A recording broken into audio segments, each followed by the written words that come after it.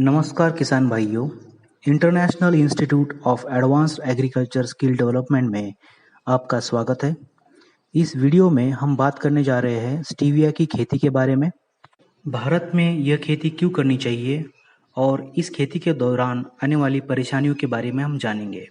किसान भाइयों, वर्तमान समय में जिस प्रकार की निष्क्रिय जीवन शैली आम नागरिक जी रहे हैं, उससे मोटापे तथा मधुमेह की समस्या निरंतर बढ़ती जा रही है। एक अनुमान के अनुसार भारतवर्ष में 25 से 45 वर्ष की आयु समूह के लगभग 15% व्यक्ति इस रोग से पीड़ित है तथा इस संख्या में आश्चर्यजनक रूप से वृद्धि होती जा रही है। यह समस्या केवल भारतवर्ष तक सीमित नहीं है, बल्कि संपूर्ण विश्व में एक महामारी का रूप लेती जा रही है। इस संदर्भ में विश्व स्वास्थ्य संगठन की एक रिपोर्ट के अनुसार वर्ष 2020 तक मधुमेह रोगियों की संख्या 10 करोड़ तक पहुंच जाएगी।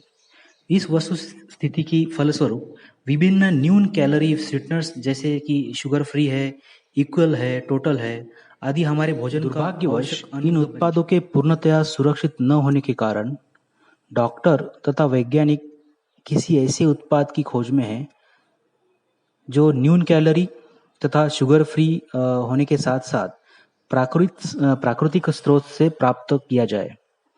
डॉक्टरों तथा वैज्ञानिक की इसी खोज का परिणाम है स्टीविया रबुडियाना यानी कि मीठी तुलसी।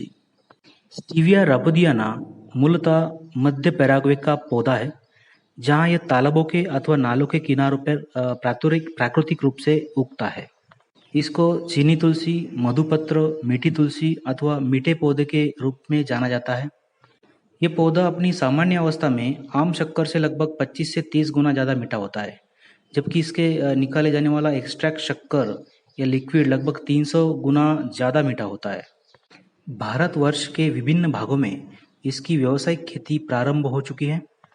स्टीविया का पौधा लगभग 60 से 70 सेंटीमीटर ऊंचा एक बहुवर्षीय तथा बहुशाखीय झाड़ीनुमा पौधा होता है।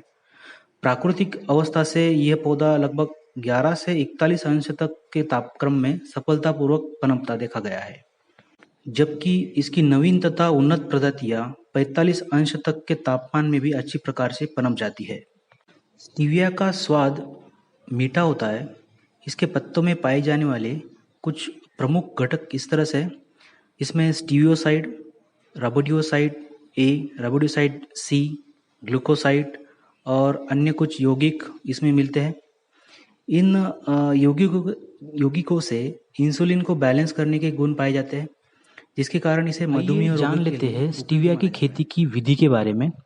स्टीविया भारतवर्ष में कृषिकरण के लिए अपेक्षाकृत एक नया पौधा है तथा इसकी खेती बड़े पैमाने पे महाराष्ट्र, कर्नाटक, गुजरात, राजस्थान, मध्य प्रदेश इन राज्यों में हो रही है।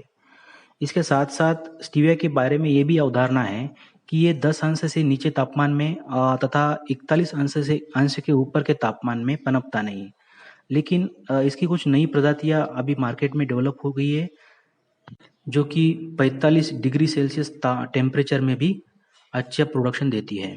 स्टीविया का पौधा ज़्यादा छाया पसंद पौधा नहीं है, इसे खुले में लगाना अच्छा माना जाता है। स्टीविया के लिए चिकनी तथा भारी मिट्टी उपयुक्त नहीं है। इसके लिए भुरभुरी मिट्टी जो कि फर्टाइल जमीन हो, रेतीली दोमट मिट्टियाँ, हल्की तथा लाल मिट्टियाँ जिनका पीएच मान 6 से लेकर 8 के बीच हो, ऐसी मिट्टी इस खेती के लिए उपयुक्त मानी जाती है। स्टीविया के लिए वर्ष भर पानी की आवश्यकता होती है।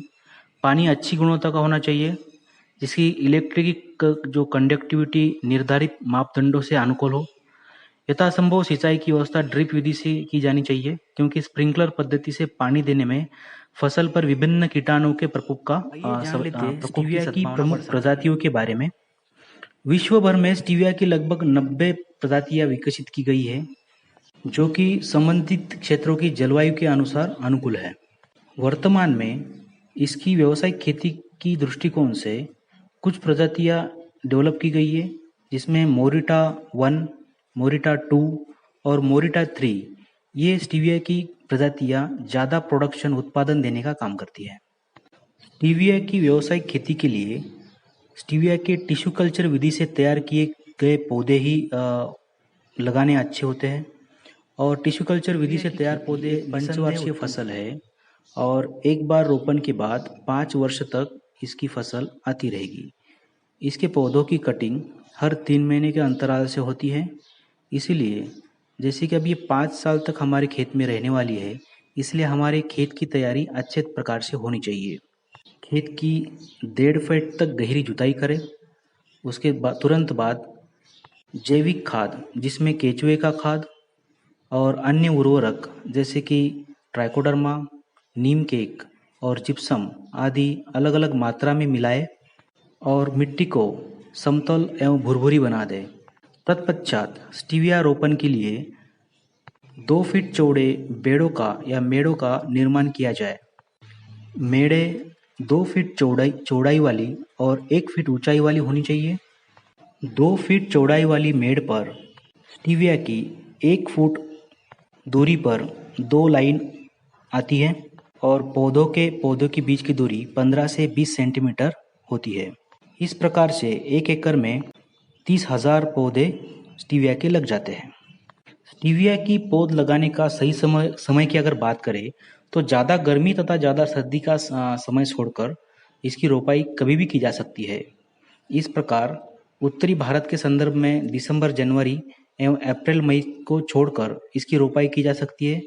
वैसे इसकी रोपाई के लिए सर्वाधिक उपयुक्त माह सितंबर से नवंबर तथा फरवरी। वर्ष भर निरंतर सिंचाई की आवश्यकता होती है और सिंचाई के लिए सर्वोत्तम माध्यम होता है ड्रिप इरिगेशन।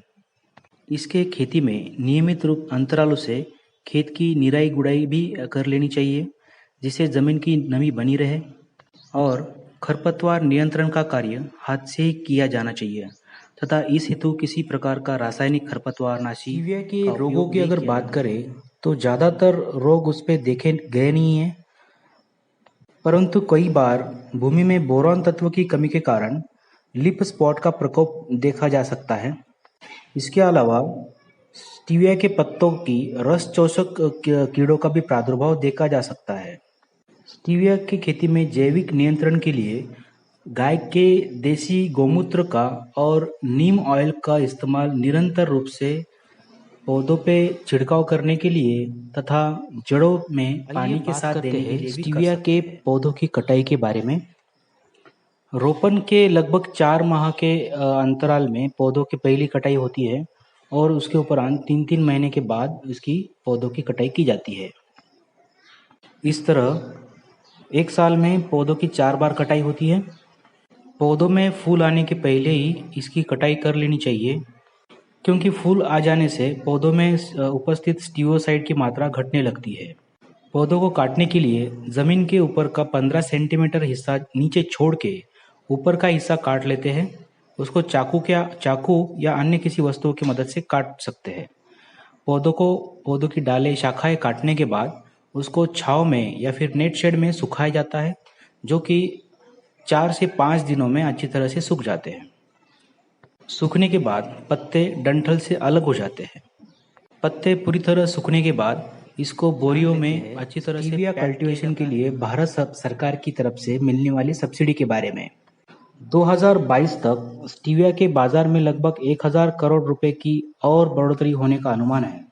इसे देखते हुए national medicinal plant board (NMPB) ने किसानों को स्टीविया की खेती पर 20 से 30% के लिए किसान भाई संबंधित राज्य के स्टेट मेडिसिनल स्टीविया की खेती के लिए या अन्य किसी भी प्रकार की औषधीय फसलों की खेती के लिए इस वीडियो में दिए गए इस वीडियो को पूरा देखने के लिए धन्यवाद। नमस्कार।